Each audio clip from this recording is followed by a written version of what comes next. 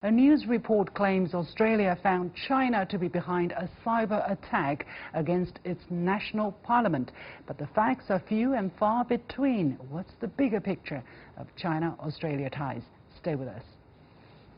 China's Ministry of Foreign Affairs denied involvement in any sort of hacking attacks after Reuters reported on Monday that Australian intelligence pinned a massive cyber attack on China.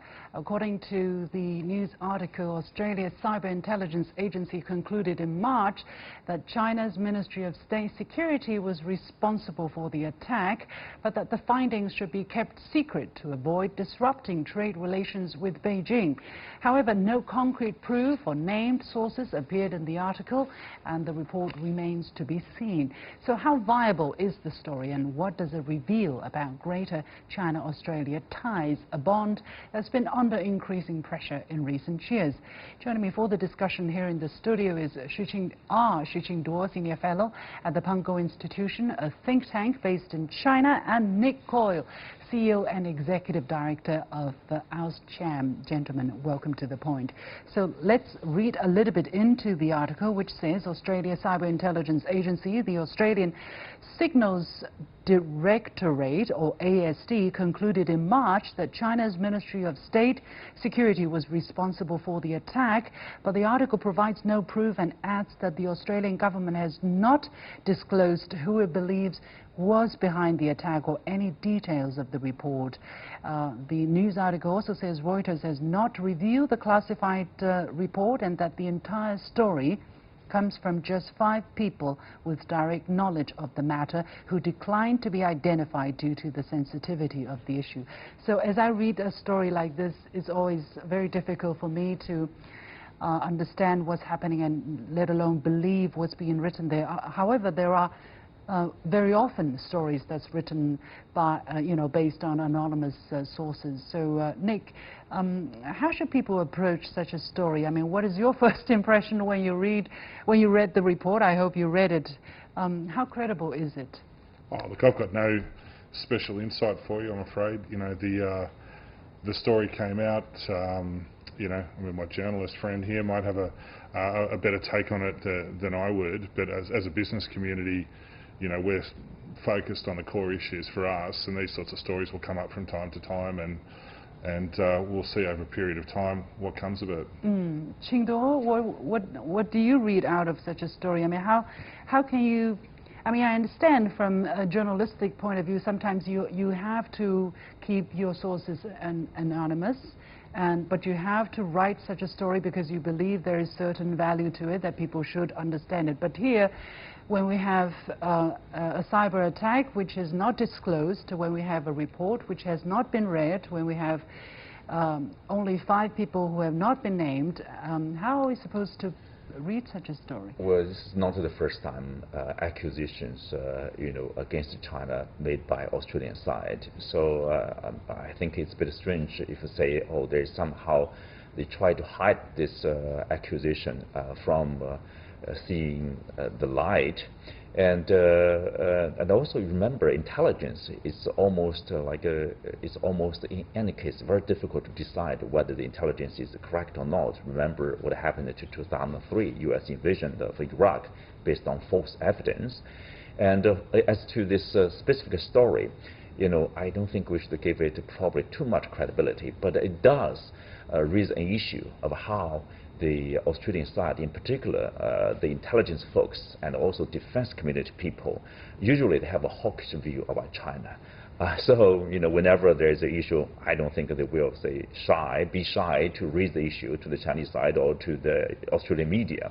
So it's hard to make a decision whether it is true or not. But anyway, it just speaks of one aspect of Australian-China relationship. In terms of security, it's not that sound, let's say. Okay. Well, in terms of trade, how is it, Nick? I mean, I hope that the relationship has suffered, let's say, some ups and downs. But how has the trade relationship been going, especially since early this year? Yeah, look, it's been going pretty well. Contrary to, what people are reading in the media, if you look at the latest figures we've got from 2008, services are up 13%, which is a really strong result. You mean service trade between Yep, the two countries? Exactly. And we've seen strong flows of goods from Australia into China. They were up about 18%. And from China into Australia, things have been good as well. So FDI from China into Australia was up about 4.5% last year. There was also solid diversification in what China was investing in Australia, which is a really good sign. So, yeah, as I said, contrary to popular belief, things are actually going quite well, which isn't hugely surprising given the complementary nature of the economies. What are the factors driving such growth? I mean, if you read the media, it seems there's a lot of hostility and always somebody is saying something bad about China or some politician, let's say, who is seen to have influenced by China. But what are showing up the trade? Well, I think you've got to go back to the fundamentals of the economic relationship, really, and this is not a new thing. That, you know, we aren't competing highly against each other as economies. We're far more complementary. So that's the thing that underpins the relationship between the two countries. There's really strong people-to-people ties, and that's also very positive. There's some other sort of external factors. I mean, given the tensions and some of the tariffs that have been put on Chinese goods from the US and vice versa, that's probably opened the door a little bit in recent times for Australia to come on strong, as it were, especially in mining and resources and agriculture. So all of those things are positive. But as I said, I really think you've got to strip it back and look at the nature of the economies and why wouldn't Australia and China have a strong relationship. So you want to tell this to the Chinese people, you want to tell it to the Australian people to really see things from, you know, a big picture perspective. And because what I understand is, or some people have been commenting about it, that there is a new red scare, you know. It's like China bashing to a new high. For instance, this television, it was termed television lynching of Denise Liu, I think, or there's a new MP from MP. Liberal. And she was met with very hostile rhetoric on Australian TV. What is happening? I mean, are Australian people being led by that kind of rhetoric? Look, I really don't think so. I mean, if you look at that particular situation, the commentator, the journalist who was doing the interview, a guy called Andrew Bolt. Now, he's, for want of a better word, a fairly conservative shock jock. You know, he had a target and he went after it. And we've got a pretty aggressive media in Australia, and when they smell blood, as it were, they go after it pretty hard. And, you know, media's got a job to do, and it's got to sell newspapers or, you know, get viewers however it can in a pretty competitive landscape as the media's been changing, right? So I think we've got to see some of that through that prism and not take it to necessarily be reflective of what most people in the community think. It's certainly not the business community. Okay, that would be good. I mean, I hope that we can see things like that. Nevertheless, sometimes people do get carried away by these, you know, drama or more, let's say, sensational headlines. That's right, actually. This year, it has more or less died down a little bit. If you look at 2017, 2018, that's probably the peak period of kind of like you know, China phobia, hysteria in the media and also in the politics. What has happened this year? This year, I think people are focusing on the China-US, you know, the trade war, and also, you know, for any particular story, it can only, you know, it goes on for such a long period of time. There's a circle for the I mean, media consumption over there.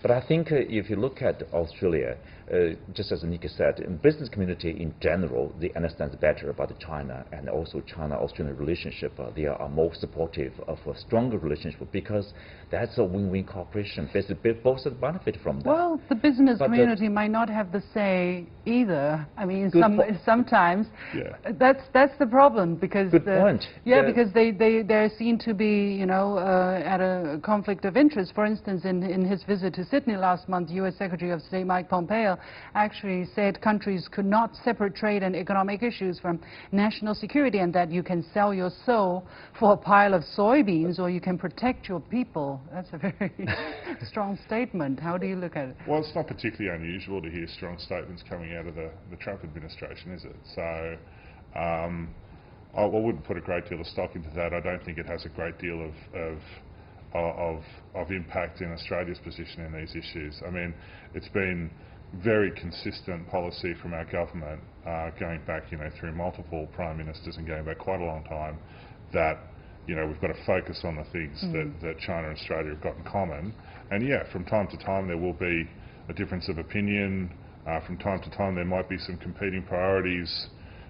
That's all part and parcel of global politics, but we concentrate on the things that we can. Yeah. Well, I almost forgot to talk about the most important thing. First of all, hacking.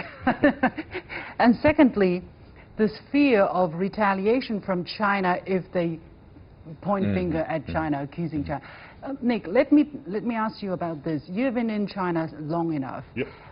Do you think that kind of fear is grounded? I don't think so. I can only look at the statistics, and if you look at what we were just discussing before about how, particularly in the media and so on, there'd been some difficult times back in 17, 18.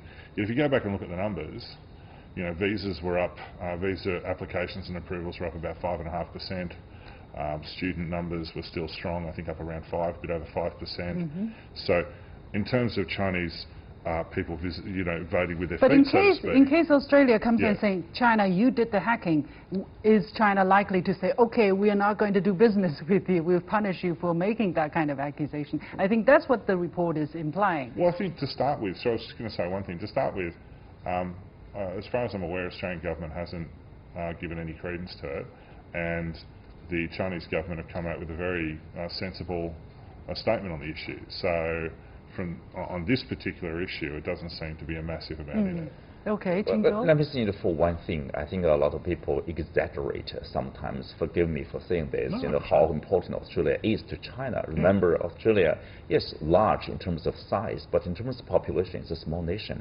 It's 24, 27 million people, the size of Shanghai. So I would say China doesn't bother to really look into the platform of your politics, of your Liberal Party or Labour Party or the Parliament. No, we don't care. Australia is a blip on the... And China probably won't be able to do it even if it wanted. Probably not. But it's not so easy, right? No. But to try to manipulate some... The thing is, let's be responsible.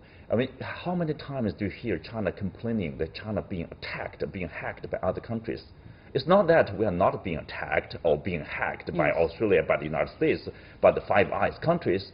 We just want to make sure if we have the evidence, solid evidence, we would present the evidence to your corresponding official and talk about that. Yeah, I think but China no, it's not the case for Australia, unfortunately. I think China will be extremely busy if it wants to start writing reports of who's attacking or who's trying to hack China. Yeah, actually just on Monday, China also had a very important messages coming out of cybersecurity, and one of the things is what China says is we would like to stress that China is also a victim of internet attacks. Definitely, yeah.